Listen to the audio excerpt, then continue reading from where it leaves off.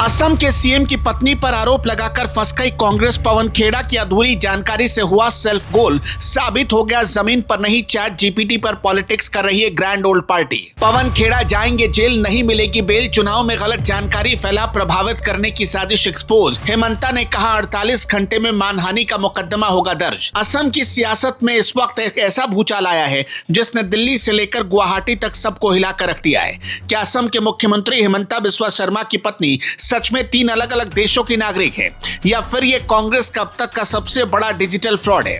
एक बात क्लियर कर देना चाहते हैं कि आगे कुछ भी आपको बताएं उससे पहले हमारा किसी की तरफ से कोई दावा नहीं है।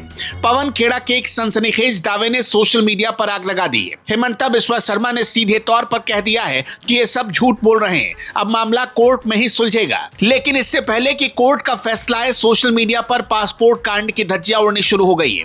आपको तो पता ही है कि सोशल मीडिया पर हर दावे के फैक्ट चेकर्स बैठे हुए हैं, सो इस दावे की तह तक लोग पहुंचने लगे। पवन खेड़ा सही है या हेमंता बिस्वा शर्मा, ये तो बाद में पता चलेगा, लेकिन फैक्ट चेक में निकल कर क्या आया पहले वो समझते हैं। कहानी की शुरुआत होती है पवन खेड़ा की उस प्रेस कॉन्फ्रेंस से जिसमें उन्होंने कुछ कागजात लहराते हुए दावा किया कि हेमंता बिस्वा शर्मा की पत्नी रिंकी भुइयां शर्मा के पास 3 देशों के एक्टिव पासपोर्ट हैं। खेड़ा ने तारीखों के साथ बताया कि 26 अगस्त 2021 को एंटीगुआ और बारबुडा का पासपोर्ट जारी हुआ, 13 फरवरी 2022 को मिस्र यानी इजिप्ट का पासपोर्ट मिला और 14 मार्च 2022 को यूएई का गोल्डन कार्ड भी जारी हुआ। उन्होंने सवाल उठाया कि एक भारतीय नागरिक के पास 3 देशों की नागरिकता कैसे हो सकती है, जबकि भारत में ड्यूअल सिटीजनशिप का कोई प्रावधान नहीं है। उन्होंने इसमें गृह मंत्री अमित शाह का नाम भी घसीटा और मुख्यमंत्री पर तंज कसा कि राष्ट्रवाद की बातें करने वाले लोग खुद संदिग्ध नागरिकता के घेरे में हैं। 2 मुस्लिम देशों के पासपोर्ट रखती हो और एक एंटीगुआ का पासपोर्ट रखती हो, नंबर 1। नंबर 2, हम ये जानना चाहते हैं क्योंकि भारत के कानून के हिसाब से आप ड्यूअल सिटीजनशिप यानी कि दोहरी नागरिकता नहीं रख सकते। हम ये जानना चाहते हैं कि क्या रिंकी भुइयां शर्मा भारत का पासपोर्ट भी रखती हैं? Is she a citizen of India also? Because we have shown you 3 passports. One is the golden pass of UAE, Abu Dhabi, issued in Abu Dhabi. It is a living document, not an expired document. लेकिन जैसे ही ये खबर viral हुई वैसे ही internet के जासूसों ने इन दस्तावेजों का पोस्टमार्टम कर दिया और जो चीजें निकलकर सामने आई वो कांग्रेस के दावों पर बहुत बड़े सवालिया निशान लगाती है। सबसे बड़ी और बचकानी गलती जो इन कथित दस्तावेजों में दिखी वो थी नाम की स्पेलिंग। आधिकारिक तौर पर मुख्यमंत्री हेमंता बिस्वा शर्मा अपने टाइटल में शर्मा लिखते हैं यानी SARMA, और इन पासपोर्ट्स में SARMA यानी शर्मा शब्द का ही इस्तेमाल किया गया है। जबकि दावा किया जा रहा है कि भले ही असम के मुख्यमंत्री हेमंता बिस्वा शर्मा का टाइटल SARMA लगता हो, लेकिन उनकी पत्नी अपने टाइटल में शर्मा शब्द SHARMA लिखती हैं। कोई भी सरकारी सिस्टम नाम में इतनी बड़ी गलती कैसे कर सकता है, खासकर तब जब इंटरनेशनल ट्रैवल डॉक्यूमेंट्स की बात हो। दूसरी सबसे बड़ी गड़बड़ी पासपोर्ट के नीचे मौजूद MRZ यानी मशीन रीडेबल जोन में पकड़ी गई है। अगर आप किसी भी असली पासपोर्ट को देखेंगे तो उसके नीचे कोड होता है जिसमें पासपोर्ट नंबर, जन्म तिथि और देश का कोड होता है, लेकिन जो कागजात सोशल मीडिया पर सर्कुलेट हुए उनमें ऊपर लिखा हुआ पासपोर्ट नंबर नीचे के MRZ कोड से मैच नहीं कर रहा था। यह सीधे तौर पर डिजिटल मैनिपुलेशन या फोटोशॉप का मामला लग रहा है। इतना ही नहीं, मिस्र के पासपोर्ट पर तो हद ही हो गई। वहां राष्ट्रीयता की जगह पर इजिप्टियन लिखा हुआ था। इजिप्टियन की स्पेलिंग भी गलत थी। दुनिया का कोई भी देश अपने पासपोर्ट पर अपने देश की स्पेलिंग गलत नहीं लिख सकता है। एक एक्स्ट्रा एन ने इस पूरे दावे की पोल खोलकर रख दी। अब बात करते हैं यूएई के उस आईडी कार्ड की जिसे गोल्डन कार्ड बताया जा रहा है। जानकारों का कहना है कि उस कार्ड पर जो आईडी सीक्वेंस है वो उस साल के बर्थ पैटर्न से मेल नहीं खाता जो कि रिंकी भुइयां शर्मा का है। साथ ही वहां भी नेशनलिटी में मिस्र लिखा है जबकि कोड कुछ और ही कह रहा है। ये सारी चीजें इशारा कर रही हैं कि किसी ने बहुत जल्दबाजी में चैट जीपीटी या किसी AI टूल का इस्तेमाल करके फर्जी दस्तावेज तैयार किए। ये एक तरह का डिजिटल फ्रॉड लग रहा है, जिसे शायद राजनीतिक फायदे के लिए इस्तेमाल करने की कोशिश की गई है। हेमंता बिस्वा शर्मा ने इस पर पलटवार करने में जरा भी देर नहीं की। उन्होंने साफ कहा कि अगले 48 घंटों के भीतर वो पवन खेड़ा पर मानहानि का दावा ठोकेंगे। शर्मा का कहना है कि कांग्रेस हताशा में इस तरह के ओछे हथकंडे अपना रही है, क्योंकि असम में उनकी जमीन खिसक चुकी है। रिंकी भुइयां शर्मा खुद एक बहुत बड़ी बिजनेस वुमन है। वो प्राइड ईस्ट एंटरटेनमेंट की सीएमडी हैं और उनकी अपनी एक अलग पहचान है। लोगों ने यह भी पता लगाने की कोशिश की कि रिंकी भुइयां विदेश दौरे पर जाती हैं या नहीं, तो पता चला एक सफल उद्यमी होने के नाते अक्सर बिजनेस ट्रिप्स पर रहती हैं। उन्होंने कई बार दुबई, सिंगापुर और यूरोपीय देशों की यात्रा की, लेकिन ये सारी यात्राएं उनके भारतीय पासपोर्ट पर ही हुई हैं। उनके पास कोई और नागरिकता होने का कोई पुख्ता रिकॉर्ड पब्लिक डोमेन में मौजूद नहीं है। हालांकि कांग्रेस के आरोपों पर रिंकी भुइयां ने भी पलटवार किया और एक्स पर लिखा कि आपकी सिर्फ तपस्या में ही नहीं, एआई जनरेशन और फोटोशॉपिंग में भी कमी रह गई।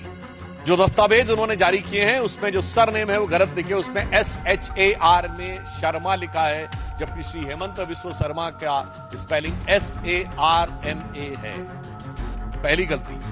जो फोटो है वो जो वास्तविकता में UID के लिए तुरंत फोटो खींची जाती, वो ना देखकर एक पब्लिक फिगर की पब्लिक डोमेन में जो फोटोएं अवेलेबल हैं उन फोटोओं से लगती है।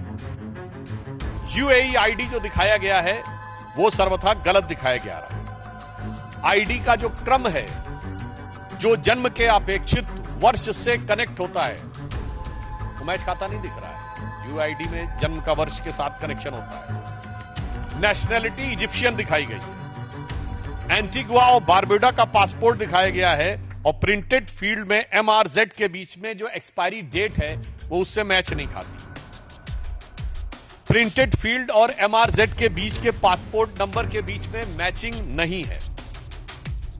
स्पेलिंग मिस्टेक ऐसी है कि इजिप्शियन की स्पेलिंग EGYPTAINN लिखी हुई है और जो अरबी संदर्भ में भी गलत है।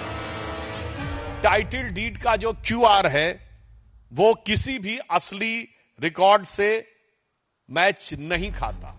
इससे स्पष्ट हो जाता है कि मनगढ़ंत मनोहर कहानियां रचकर चुनाव के ऐन मौके पर अपनी तय हार का स्वरूप बदलने का एक खौफ, खिसियाहट और बौखलाहट भरा यह प्रयास है। असम में चुनाव का माहौल है और ऐसे में इस तरह के आरोपों का सीधा असर वोटिंग पैटर्न पर पड़ता है। लेकिन अगर ये आरोप झूठे साबित होते हैं तो कांग्रेस के लिए सेल्फ गोल जैसा होगा। लोग पूछ रहे हैं कि क्या विपक्ष के पास मुद्दों की इतनी कमी हो गई है, क्या वो फोटोशॉप किए हुए दस्तावेजों के सहारे चुनाव लड़ना चाहता है। मुख्यमंत्री शर्मा को अपनी न्यायपालिका पर पूरा भरोसा है और उन्होंने कहा कि सच्चाई सबके सामने आकर रहेगी। हेमंता बिस्वा शर्मा ने दावा किया है कि इस बार उनकी सरकार 100 से ज्यादा सीटें जीतकर फिर से सत्ता में आएगी और जनता ऐसी फर्जी खबरों का जवाब ईवीएम के जरिए देगी। अब सवाल यह उठता है कि पवन खेड़ा ने जो दस्तावेजी सबूत होने का दावा किया था वो उन्हें मिले कहां से? क्या कांग्रेस की IT सेल ने उन्हें अंधेरे में रखा या फिर यह किसी बहुत बड़ी साजिश का हिस्सा है? अगर ये डॉक्यूमेंट सच में फर्जी है जैसा कि शुरुआती जांच में दिख रहा है तो पवन खेड़ा के लिए मुश्किलें बढ़ सकती हैं। क्या ये महज एक चुनावी स्टंट है या इसके पीछे कोई और गहरी कहानी? असम की जनता अपनी संस्कृति और अपनी पहचान को लेकर बहुत संवेदनशील है और वहां की राजनीति में महिलाओं का सम्मान एक बड़ा मुद्दा रहता है। हालांकि कुछ लोग उसी सोशल मीडिया पर यह भी दावा करने लगे हैं कि साल 2021 के चुनावी हलफनामे में हेमंता बिस्वा शर्मा ने अपनी पत्नी का नाम रिंकी भुइयां शर्मा ही लिखा था और शर्मा की स्पेलिंग थी SARMA। लेकिन 2026 के चुनावी हलफनामे में हेमंता ने अपनी पत्नी के नाम में सरनेम की स्पेलिंग SHARMA यानी शर्मा लिखा। इसका मतलब ये बताने की कोशिश की गई है कि कांग्रेस जो दावा कर रही है वो सही है।